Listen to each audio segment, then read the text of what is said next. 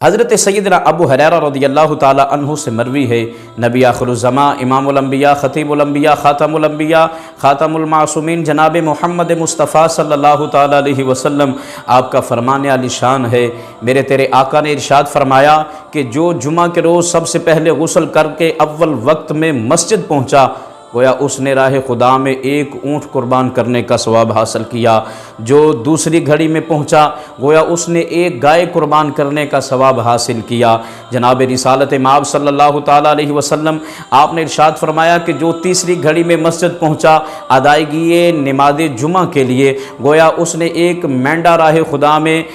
قربان کرنے کا ثواب حاصل کر لیا۔ جناب رسالت مآب صلی اللہ تعالیٰ علیہ وسلم آپ نے ارشاد فرمایا جو چوتھی گھڑی میں مسجد پہنچا ادائیگی نماز جمعہ کے لیے، گویا اس نے ایک مرغا راہ خدا میں صدقہ کرنے کا ثواب حاصل کر لیا۔ تیرے میرے رؤوف الرحیم نبی کریم رؤوف الرحیم جناب رسالت مآب صلی اللہ تعالیٰ علیہ وسلم آپ نے ارشاد فرمایا کہ جو پانچویں گھڑی مسجد پہنچا ادائیگی نماز جمعہ کے لیے، گویا اس نے ایک انڈا راہ خدا میں صدقہ کرنے کا ثواب حاصل کر لیا۔ جناب رسالت مآب صلی اللہ تعالیٰ علیہ وسلم آپ نے ارشاد فرمایا پھر فرشتے اپنے دفتروں کو سمیٹ لیتے ہیں۔ خطیب جب خطبہ دینے کے لیے مسجد میں آ جاتا ہے تو اللہ کے فرشتے بھی بڑی توجہ کے ساتھ اس خطبے کو سننے میں مصروف ہو جاتے ہیں۔ تو کتنا خوش نصیب ہے جس کو رب نے راہ خدا میں اونٹ قربان کرنے کا اجر عطا کر دیا، کتنا وہ خوش نصیب ہے جس نے اونٹ تو نہیں،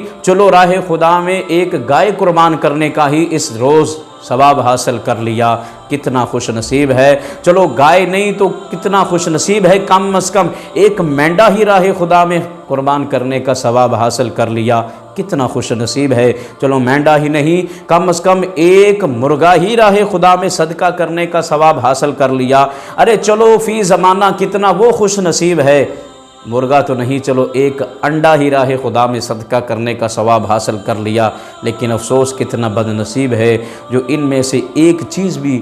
راہ خدا میں خرچ کرنے کا ثواب حاصل نہ کر سکا، کیونکہ جناب سیدنا ابو ہریرہ رضی اللہ تعالی عنہ سے مروی ہے، نبی آخر الزماں جناب رسالت مآب صلی اللہ تعالی علیہ وسلم آپ کا فرمان عالی شان ہے جب جمعہ کا دن آتا ہے تو ہر مسجد کے دروازے پہ اللہ کی رحمت کے فرشتے بیٹھ جاتے ہیں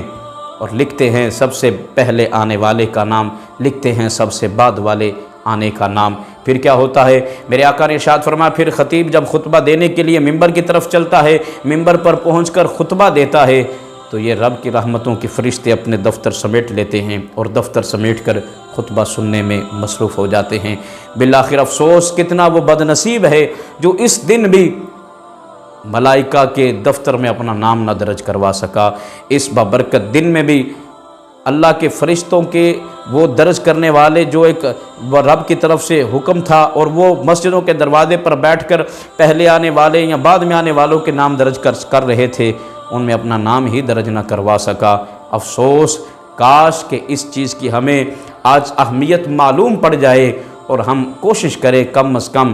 7 دن کے بعد یہ مبارک دن آتا ہے تو ہم کوشش کر کے اس مبارک نورانی لمحات میں اول وقت میں اپنے مالک کی بارگاہ میں حاضر ہو کر فریضہ نماز اور فریضہ عبادت ادا کریں۔ اللہ ہم سب کا حامی و ناصر ہو۔ آپ سب کو جمعہ مبارک۔